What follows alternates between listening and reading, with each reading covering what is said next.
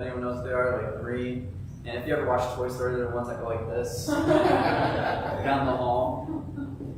So those were my favorite toy. And did anyone else grow up? I know a lot of you grew up outside, but when you had to stay inside, did you guys have like a playroom growing up? Like one room just designated for all your toys, or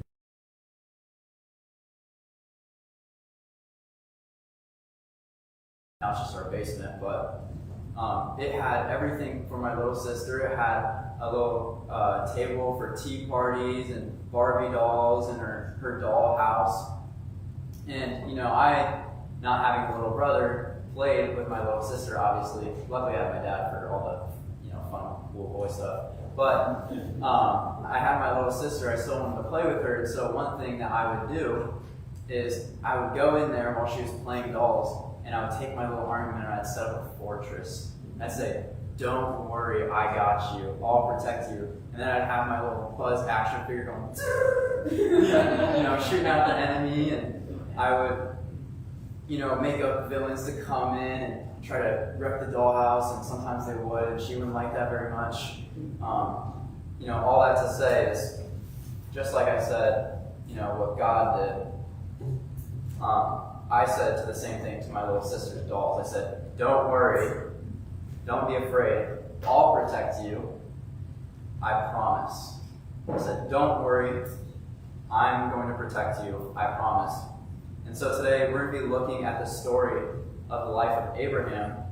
This is going to be part one of part two. Last week we talked about the fall and the realities of the fall. And today we're going to be talking about what Abraham looks like living in the midst of that, and how God responds to him.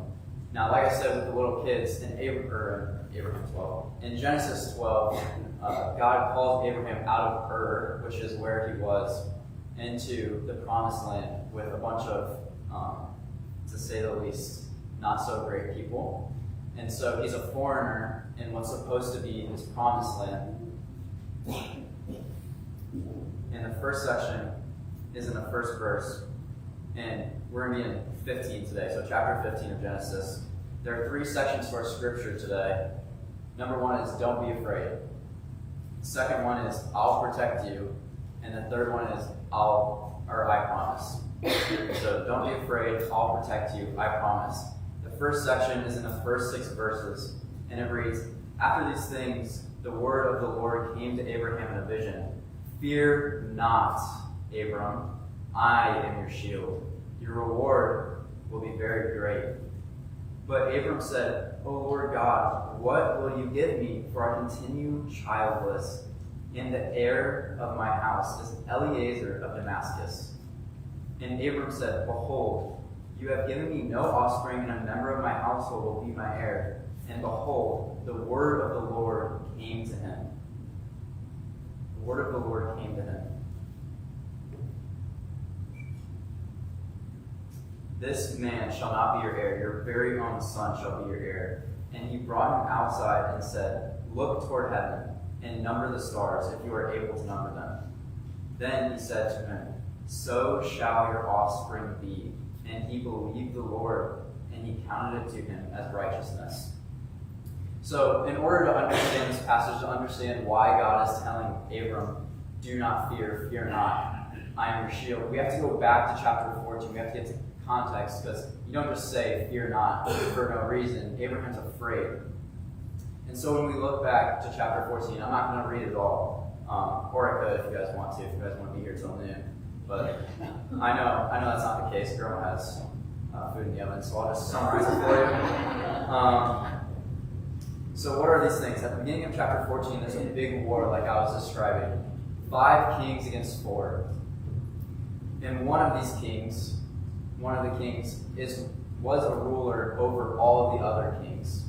He was above them all. And so the 5 kings on the one side chose to rebel against the main king, Kedorlaomer. That's how you say it. I'm not going to be able to say that over and over again. But I'm just going to say the main king. The main king and his 4 were massive power, and they chose to rebel against him. And 3 chose to stand by his side. And one of the kings that was rebelling was the king of Sodom. Now, if you remember what happens to Sodom and Gomorrah, it's the one that gets hell and brimstone, fire and brimstone on it later on in Genesis. But it's also the one that Abram's nephew Lot goes to live around. And so when this big war happens, and the 5 kings lose to the 4 and the main king, we see that Lot was captured and taken. He's now a prisoner of war. And so Abraham, being a great uncle, he takes 318 of his trained men, and he goes and defeats Lot's captors by night. So he goes and he gets a sneak attack, and he brings back all of Lot's men and his women and all of his possessions and the spoils of war. So he's bringing all of this back, and all of this to say he's expecting retaliation. He's expecting retaliation coming up. And so he has a little bit to be afraid, because these men literally just defeated 5 kings, the nations of their armies.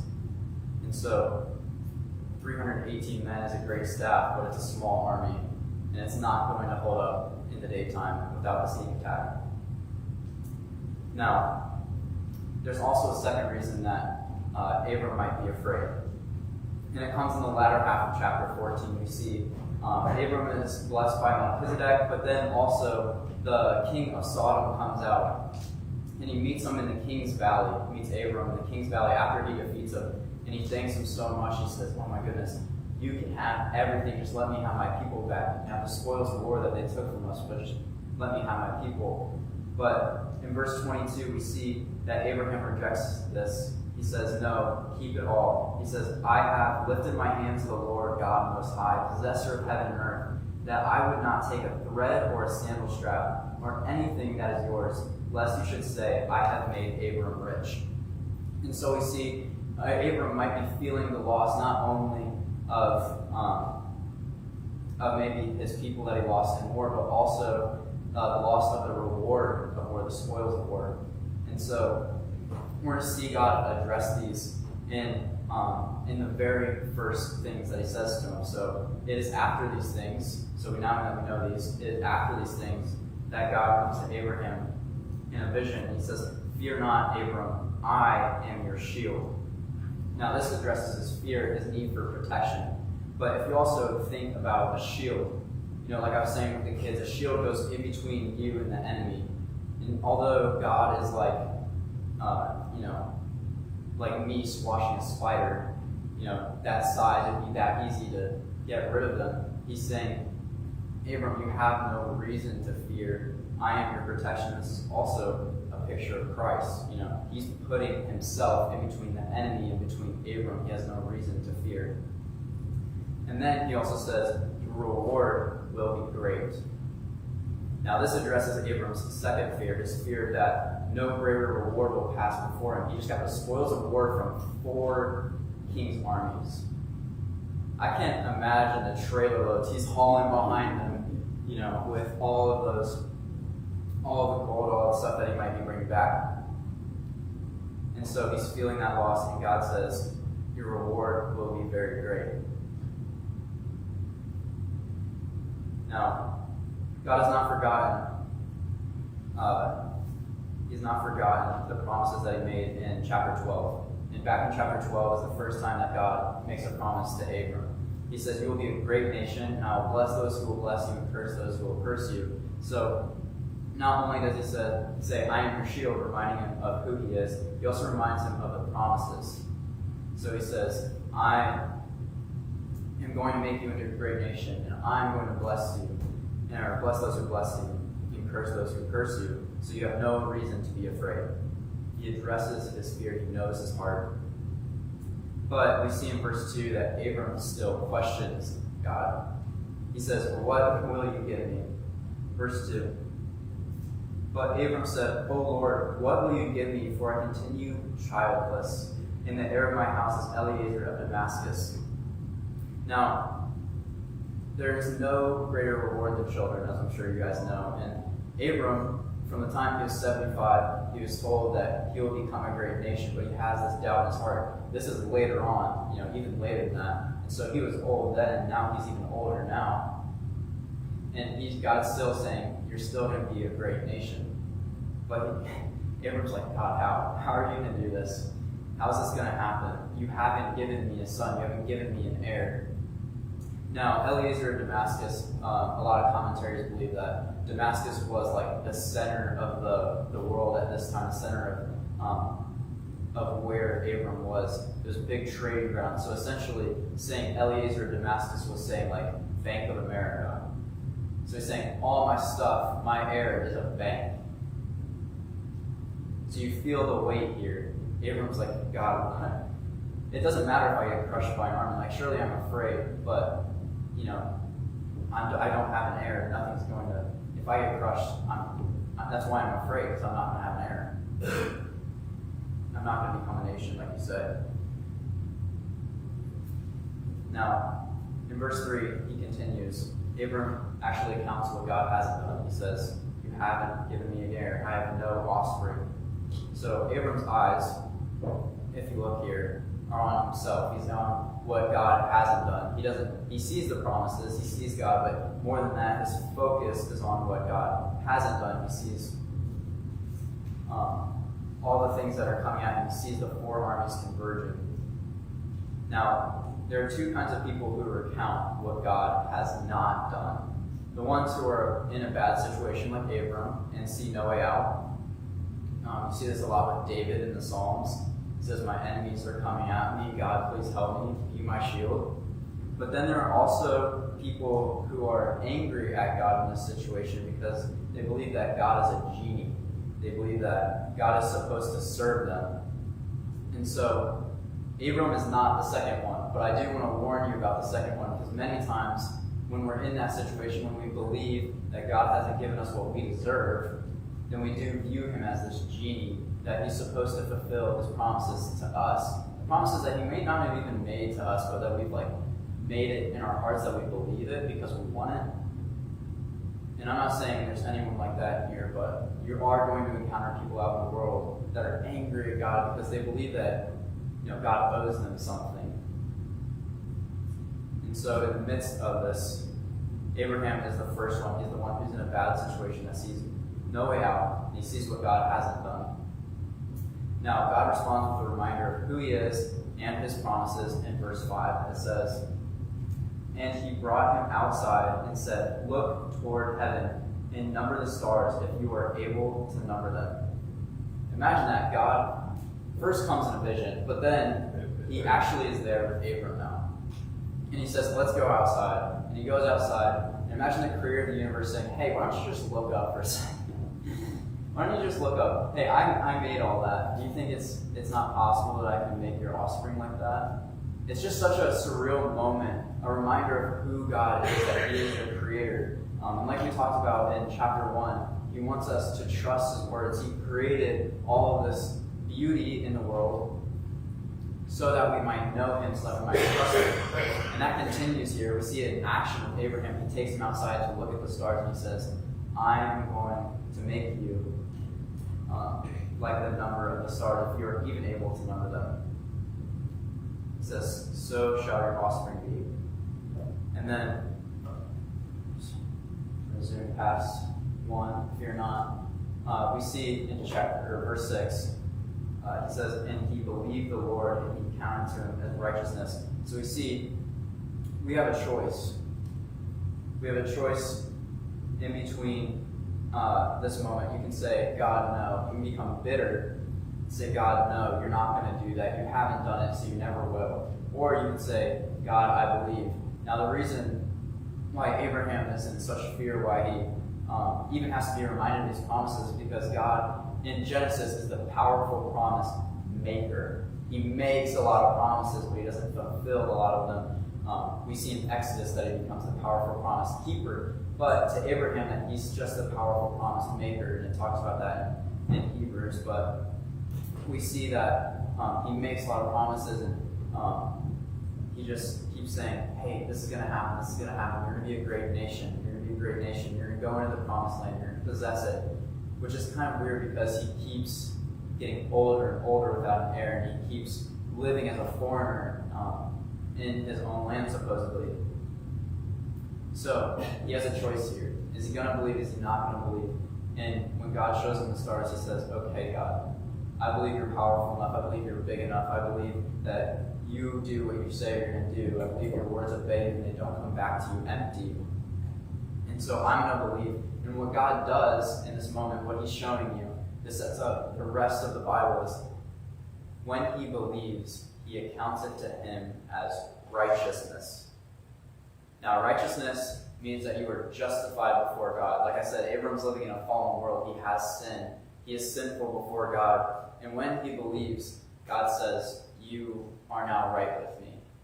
You are now justified.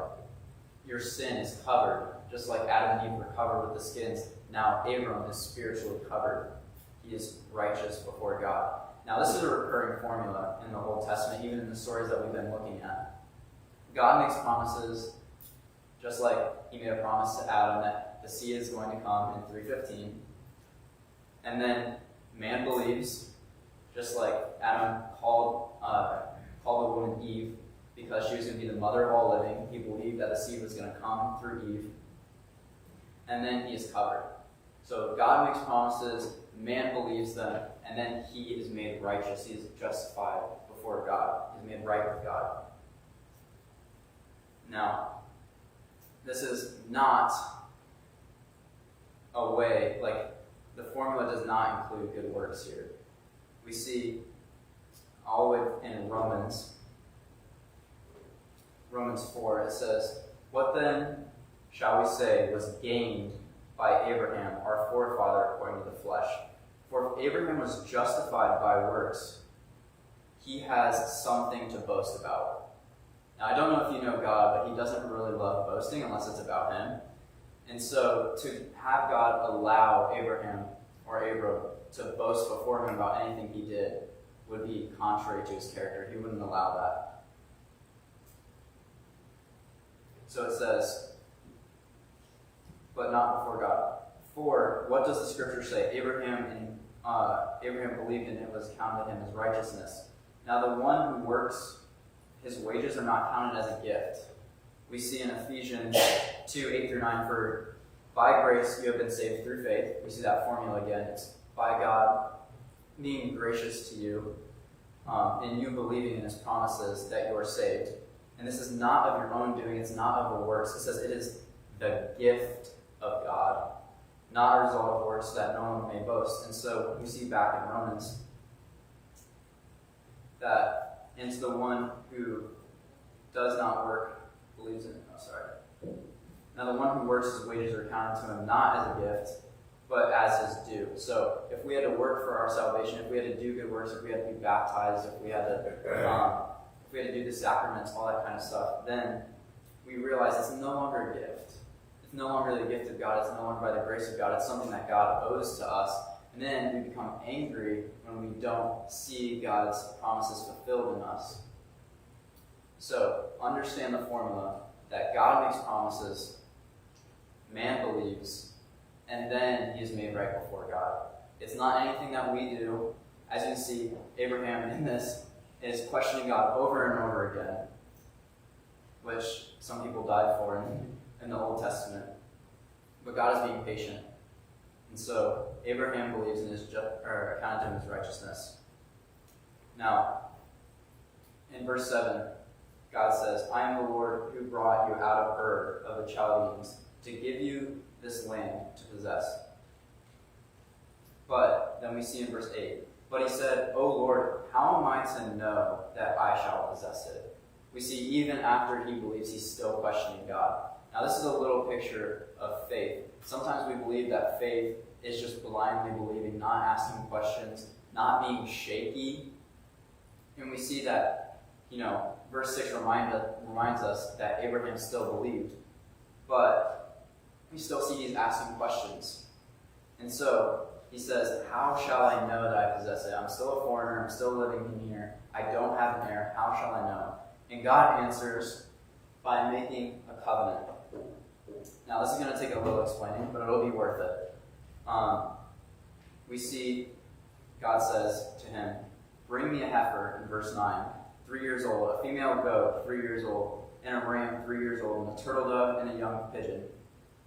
And he brought them all these, and he cut them in half, and laid each half over against the other. So this means he cut all the things that God told him, except for the birds, in half, and he made a lane, like an aisle, so that they could walk down through.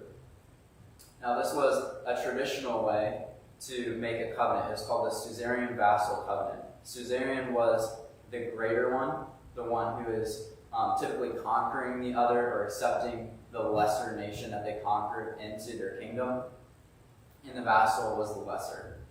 It's a power imbalance covenant, essentially. And so they would walk through this together, and the covenant would include blessings and curses for the vassal if they obeyed or disobeyed. And so as they walked through, essentially what the covenant was saying, what was happening was the suzerain was saying to the vassal, if you don't keep this, these animals are going to be you. Pretty powerful. So God makes this covenant to Abram. But firstly, he gives the history. He says, Abraham, I am the Lord, I brought you out of Ur. And then he does this.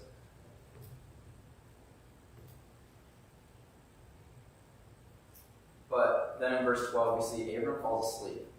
So God, he sets us all up. He shoos away all the vultures to make sure all the animals are still there and good. But then he falls asleep. It says in verse 12, as the sun was going down, a deep sleep fell on Abram. And behold, dreadful and great darkness fell upon him. Then the Lord said to Abram, and then he makes a promise. So we see Abram's asleep. But then we see in verse 17, when the sun had gone down and it was dark, behold, a smoking pot and a flaming torch passed between the pieces. That's kind of weird. A smoking pot and a flaming torch. Now, what we need to understand here is the smoking pot and the flaming torch is God. And the reason I know this is because in Deuteronomy 4:24 it says, for the Lord your God is a consuming fire, a jealous God. He constantly presents himself as an all-consuming fire in the Old Testament. So that's one of the times. And then in Deuteronomy 9:3 it says, so be aware today that it is the Lord your God who is crossing overhead of you as a consuming fire. And then we see God fall down onto Mount Sinai in Exodus 19.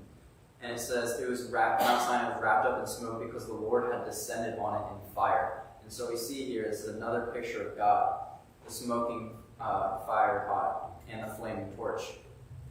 And what's really happening here is God is taking up both sides of the covenant. Abraham's asleep, Abraham's off. And this is really important to understand. God is saying here that if Abraham failed, or if God failed really, because he was the vassal in it as well, said if God failed to bring Abram into the promised land and his descendants and make him into a great nation, that God would be like the animals. He's saying, I can swear to nothing higher than myself. And he says, if I don't get you in, I will die to get them in, essentially. Now, this means that God's promises are unconditional. Now, they're already unconditional, but this is a picture of it. This is what I want you to take away from today. If you don't remember anything else, remember that God's promises are unconditional. And we see, I know my parents' promises are pretty conditional. So whenever we go to get ice cream, it's like, if you are good, we can go and get ice cream. If you are good, you can get that toy. If you do this, you can do that. This is not what God says. He says this is going to happen regardless of what's going on. We see that even in the next chapter, in chapter 16, with Sarah and Hagar. Essentially what happens is God said that the offspring would be one of Abram's own through Sarah. And then Sarai, before she became Sarah, told Abram to have a child with her servant Hagar so that they could have descendants. And God says, no, that's not how I'm going to do it. And so it's like he's trying to take it into his own hands, but God's saying, no, my promises are unconditional. It's going to happen the way I say it's going to happen. And so this is how Abram is going to know. God takes up both sides of the covenant. Now, doesn't that sound like a story we know also? that God took both sides of what we were supposed to have. He took up the just wrath side for our sin. He is the judge. He brought down what was meant to be on us onto his only Son. And that's because the promised land isn't just physical, but it's also spiritual. We see that the promised land in a fallen world is going to be the new heavens and the new earth. It's going to be eternity. It's going to be salvation. And so we see not only is this a promise to Abram, but it's also a promise to you. God says, if you believe, it will be accounted to you as righteousness. If you believe that I took up both sides of the covenant, that I walked up, that I became those animals, and that I rose again, then you will enter into the promised land. That's how you can know, because I did it. Some of us believe it, but we're like, how can we be sure? Well, this is how you can be sure, because he died and he rose again. Now, many of you may be in a time when it feels like the armies of foreign nations are coming on to you. And you may feel like God's not maybe answering your prayers, not answering your promises. Everyone has those times. You may know people who have those times. And you know what God's going to do? He's going to point you to that covenant. He's going to say, hey, I took up both sides. He's also going to point to who he is. He says, hey, look up at the stars. I made those. You can know that you're going to possess the promised land. You know you're going to have descendants because of what I did, because my promises are unconditional. So have faith in God's unconditional promises and not in your good works. You don't have to work for your salvation. It's a gift. He's handing it to you. He says, please take it. I died so that you might take it. And when you do, you have a reason to no longer fear. When God says, I am your shield, I will protect you, and I'm going to give you all of these things, you have no reason to fear. God says, fear not. It just reminds me of the New Testament when he talks about the bird, and he says, hey, look, I give everything to the bird, and how much more do I care about you than this bird that I'm feeding every day? It doesn't worry about where it goes, what it does, what it feeds on, but you do. How much more valuable are you to God? It's the same lesson here. You know, God's promises are unconditional, so he's going to keep them. He's going to know that you are more loved than that bird. And so, as we respond to this, there's a picture of what that might look like, the covenant. But as we respond to this, fear not and know that God is your shield. If you want to look at the Psalms, we're going to read one real quick here today. But if you look at the Psalms, they're full of times when David was scared, when he was being attacked. Literally, his life was being sought. And he was saying, I have no reason to fear, because God, you protect me, you are my shield. And then we also see in Galatians 3:7-9, it says, know then that it is those of faith who are the sons of Abraham. Now, I need to correct myself. Last week, I think I said accidentally that everyone was the son of God. That's not true. Only the ones that believe are the ones that are the sons of Abraham. And the scripture foreseeing this said that God would justify the Gentiles by faith, preaching the gospel beforehand to Abraham, saying, in you shall all nations be blessed. So then, those who are of faith are blessed with Abraham, the man of faith. So if you believe, even though you might not be a direct descendant of Abraham, you still have the blessings and the promises of Abraham. So know that when God says, I am your shield, he's not just saying it to Abraham or Abram, he's saying it to you as well. So know that God is your shield, you have no reason to fear. And then enter into the promised land by grace through faith. I've been saying over and over again, believe in God's promises and you will be saved. Believe in God's promises and you will be saved. But here, know that there's nothing that you can do in order to get in. It's all God, and all you have to do is believe. And believing isn't something you do. It's just something you take up. So believe and take up the promised land by grace through faith. And then finally, redirect your eyes from the what that's going on in your life, the thing that's making you fear to the who. We see in Psalm 3 it says, O Lord, how many are my foes? Many are rising against me. Many are saying of my soul, there's no salvation for him in God.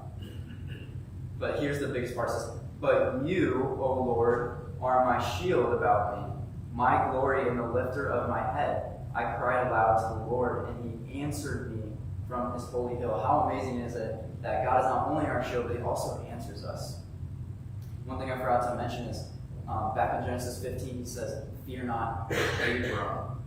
He doesn't say, fear not man, fear not leader of this house. He doesn't address him by title, he addresses him by name because God knows him. And so, he also answers him. God answers you as well. Now it goes on to say, I lay down and slept. I woke again, for the Lord sustained me. I don't know how many of you wake up in the morning like, oh, thank goodness, the Lord sustained me. I'm here another day. But it's true. When you're in that midst, when you're in that survival mode, say to yourself every time you wake up, the Lord sustained me. I'm here another day. I'm good. That's just a part of redirecting your eyes.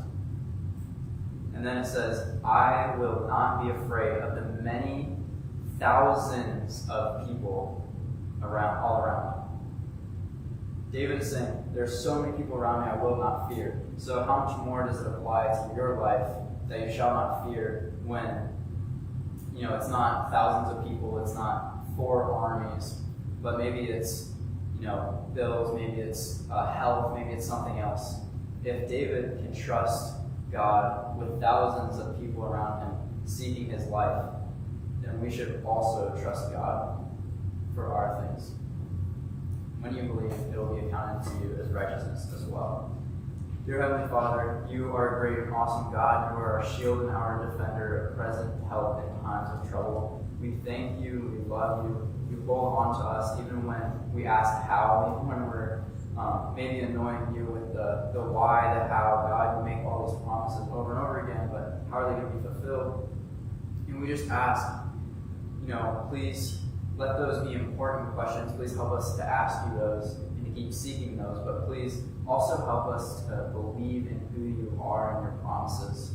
All you did was reiterate your promises and who you were to Abram. So please remind us of who you are, that you are the creator, that you are the defender, you are our shield and our greatest father, our greatest friend. Please help us to remind us of that as we go out to this week and as maybe we preach this not for ourselves but to someone else. You are our defender and our friend. You remind us of who you are and also what you said you were going to do. And also please help us remind ourselves of what you have already done. That's a big part. God reminded Abraham of what he had already done. So God, please remind us over and over again this week. Help us believe. We love you, and it's in your Son's name we pray. Amen. All right. You all are dismissed. Have a great day.